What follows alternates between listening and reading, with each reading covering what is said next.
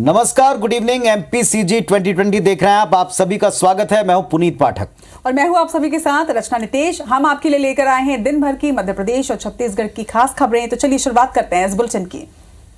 चलिए, छत्तीसगढ़ की सियासी फिजा में छत्तीसगढ़ियाबाद के बाद अब कका पर संग्राम दिख रहा है। कल केशकाल पहुंचे केंद्रीय मंत्री गिरिराज सिंह ने सीएम भूपेश बघेल पर वार किया। कहा कि वो कका नहीं खाका हैं। ये काका होते तो गरीबों और आदिवासियों का हक नहीं मारते। कक्का होता तो आदिवासियों का हक नहीं मारता, गरीबों का हक नहीं मारता, गरीबों का हक नहीं मारता।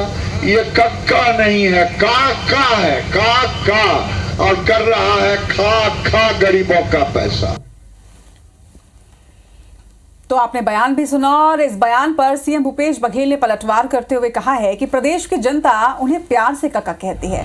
मैंने जनता से ये नहीं कहा है कि वो मुझे कका कहें। इसके साथ ही मुख्यमंत्री भूपेश बघेल ने यह भी कहा कि गिरिराज सिंह ने छत्तीसगढ़ की जनता का ये कहकर अपमान किया है। पब्लिक ने दिया है, युवाओं ने दिया है, कका है तो भरोसा है, तो ये छत्तीसगढ़ की जनता का अपमान कर रहे हैं। और अब एक और बयान की बात। एआईएमआईएम प्रमुख असदुद्दीन ओवैसी ने दमोह स्कूल हिजाब मामले को लेकर प्रतिक्रिया में कहा कि सीएम शिवराज और बीजेपी ने इसे तूल दे दिया। गंगा जमुना स्कूल का विवाद था नहीं, पर इसे बखेड़ा कर दिया। उन्होंने तो बच्चियों को अच्छे नंबर आने पर केवल प्रचार करने के लिए एक तस्वीर छापी थी।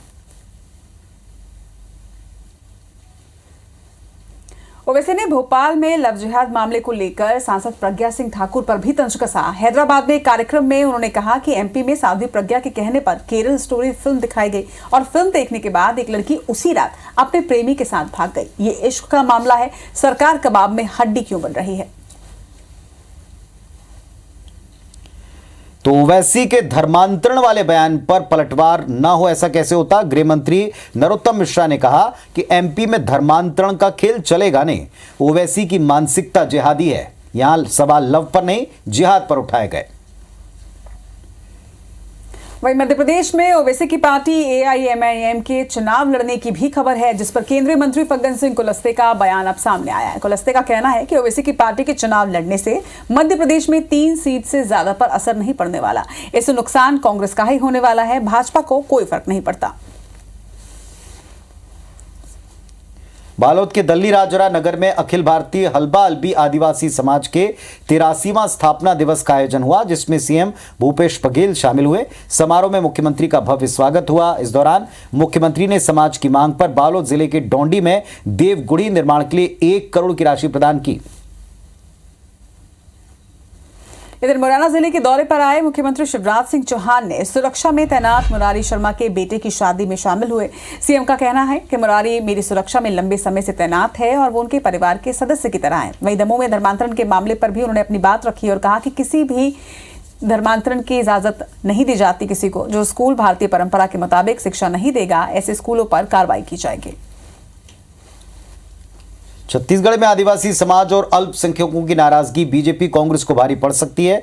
छत्तीसगढ़ सर्व आदिवासी समाज के साथ साथ छत्तीसगढ़ क्रिश्चियन फोरम ने चुनावी मैदान में उतरने के लिए बिगुल फूंक दिया है। बस्तर की 12 और सरगुजा की 14 सीटों के ऊपर चुनाव लड़ने की तैयारी है। इधर ग्वालियर चंबल संभाग में टिकट के दावेदारों ने बीजेपी की मुश्किलों को बढ़ा दिया है। बीजेपी पिछड़ा वर्ग मोर्चा के प्रदेश अध्यक्ष नारायण सिंह कुशवाहा ने पार्टी को 2 टूक कह दिया है कि अगर पार्टी ने समीक्षा गुप्ता को दक्षिण विधानसभा सीट से टिकट नहीं दिया तो वो इस विधानसभा में पार्टी के लिए काम नहीं करेंगे। छत्तीसगढ़ में 10वीं और 12वीं के टॉपर स्टूडेंट को शनिवार सुबह 7 बजे रायपुर के पुलिस लाइन हेलीपैड से हेलीकॉप्टर राइड की शुरुआत कराई जाएगी। कई चरणों में उनको राइड कराएंगे। मुख्यमंत्री भूपेश बघेल सीएम आवास पर टॉपर स्टूडेंट्स को सम्मान निधि के तौर पर 1.5 लाख रुपए देंगे। 88 टॉपर स्टूडेंट को 15 राउंड्स में सैर करवाई जाएगी।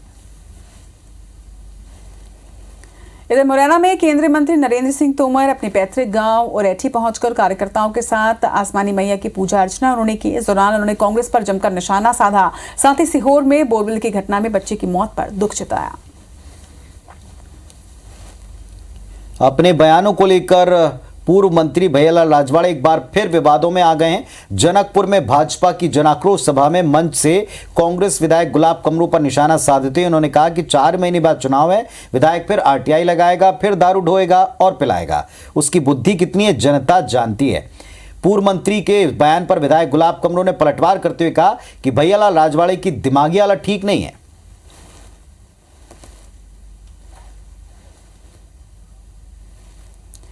गोवर्धन पीठ के शंकराचार्य स्वामी निश्चलानंद सरस्वती ने लव जिहाद को लेकर बड़ा बयान दिया है। उन्होंने कहा है कि हिंदुओं की विवाह पद्धति में विकृति आने की वजह से लव जिहाद के मामले बढ़ रहे हैं। सनातन विधा से विवाह की प्रथा में विकृति आने के कारण यह पर प्रश्न उठा है। खबर सियासी है। छत्तीसगढ़ कांग्रेस ने प्रदेश में 3 संभागों में सम्मेलन कर लिया और अब बारी है रायपुर की। 11 जून को रायपुर में इंडोर स्टेडियम में संभागीय सम्मेलन होगा। 13 जून को सरगुजा में संभागीय कार्यकर्ता सम्मेलन होगा। सम्मेलन में मुख्यमंत्री भूपेश बघेल, प्रदेश प्रभारी कुमारी सैलजा, पीसीसी चीफ मोहन मरकाम शामिल होंगे। रायपुर संभाग की 19 में से 14 सीटें कांग्रेस के पास फिलहाल हैं। सरगुजा की 14 सीटें पास हैं। इन सीटों पर दबदबा बरकरार रखने के लिए रणनीति बनेगी। केंद्रीय मंत्री गिरिराज सिंह शुक्रवार को दंतेवाड़ा पहुंचे, जहां सबसे पहले उन्होंने मां दंतेश्वरी के दर्शन किए। मंदिर परिसर में भाजपा कार्यकर्ताओं ने गर्मजोशी के साथ उनका स्वागत किया। वहीं दंतेश्वरी दर्शन के बाद सिंह ने जिला कार्यालय में अफसरों के साथ बैठक की और केंद्र की योजनाओं की जानकारी अफसरों से ली। वहीं मध्य प्रदेश यूथ कांग्रेस के पदाधिकारियों ने नगरीय प्रशासन मंत्री भूपेंद्र सिंह के बंगले को घेरा।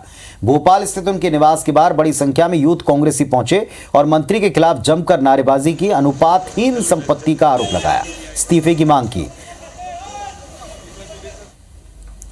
इधर मानसून आने को है, मगर दुर्ग निगम की तैयारियां अब तक पूरी नहीं हो पाई है। बड़े नालों की सफाई भी नहीं हुई है। बता दें कि दुर्ग नगर निगम में कुल 8 नाले हैं, जिनमें से शंकर नाला सबसे बड़ा है। कुल 11 किलोमीटर इसकी लंबाई है, जिसे लेकर भाजपा और कांग्रेस दोनों ही अब राजनीति कर रहे हैं। इधर मामले पर निगम के अधिकारियों का कहना है कि पहले जैसी हालत इस बार नहीं बनेगी। इंदौर पालिक निगम के एमआईसी बैठक में कई बड़े फैसले हुए। मेरिन काउंसिल में 41 प्रस्ताव आए, 30 पर सहमति बनी। अमृत योजना के तहत सिरपुर, बिलावली और लिंबोदी तालाब का गहरीकरण करने के साथ एसटीपी प्लांट का निर्माण होगा। इसके साथ ही 400 कॉलोनियों में स्ट्रीट लाइट बिल का भुगतान पालिका निगम की तरफ से होगा।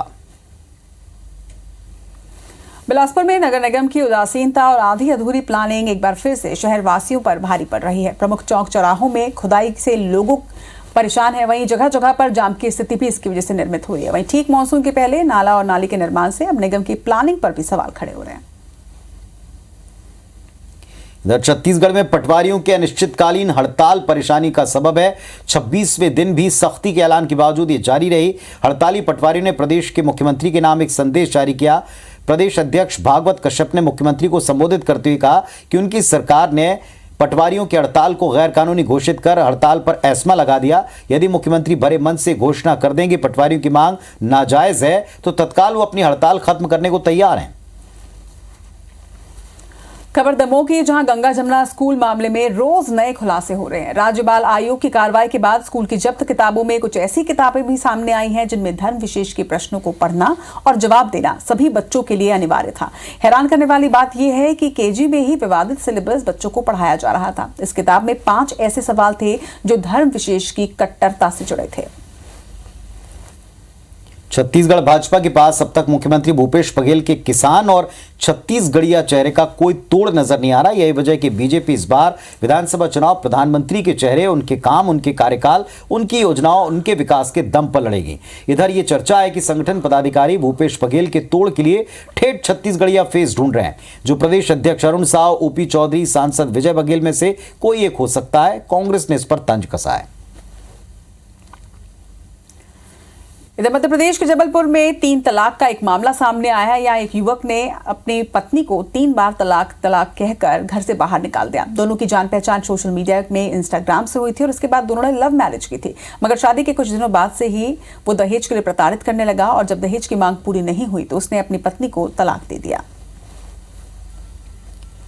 धमतरी में भाजपा ने लाभार्थी सम्मेलन का आयोजन किया। अरुण साहब इसमें शामिल हुए। 300 लोगों ने बीजेपी में प्रवेश भी किया। वहीं कांग्रेस पर निशाना साधते हुए बीजेपी प्रदेश अध्यक्ष अरुण साहब ने कहा, कांग्रेस सरकार ने अपने कार्यकाल में केवल लोगों को ठगने का काम किया। खबर मध्य प्रदेश की, जहां आज कई जगह पर छापामार कार्रवाई की गई है। कांग्रेस विधायक आलोक चतुर्वेदी की कंपनी खजुराहो मिनरल्स पर सेंट्रल जीएसटी की टीम ने छापेमार कार्रवाई की। वहीं सतना और जबलपुर की टीम ने छतरपुर में छापा मारा है और दमोह के गंगा जमुना स्कूल संचालक के दाल मिल पर भी छापेमार कार्रवाई की गई।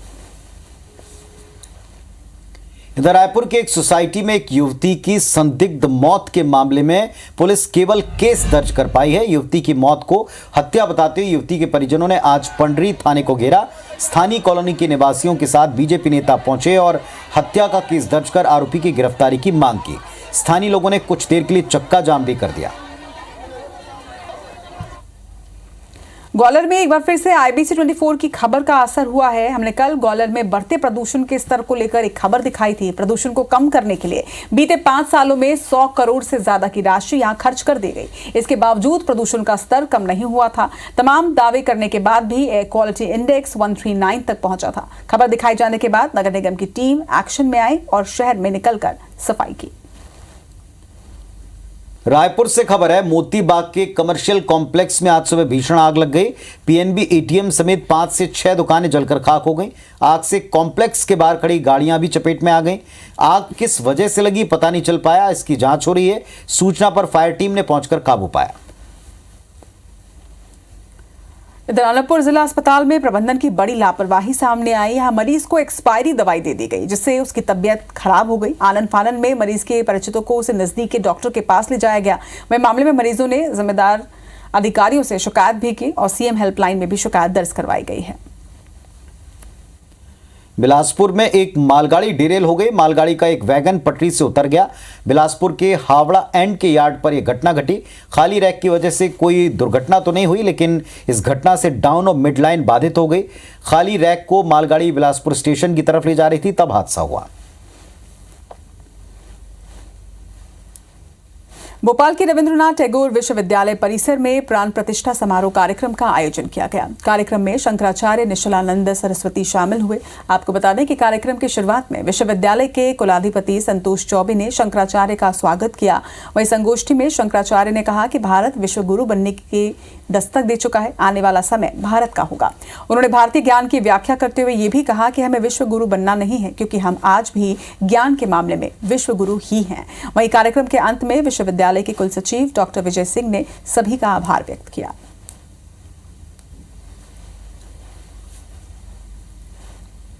तो MPCG 2020 में फिलहाल बस इतना है, लेकिन आगे देखिए 10 बजे रात पूरे दिन की बात। हमें दीजिए इजाजत।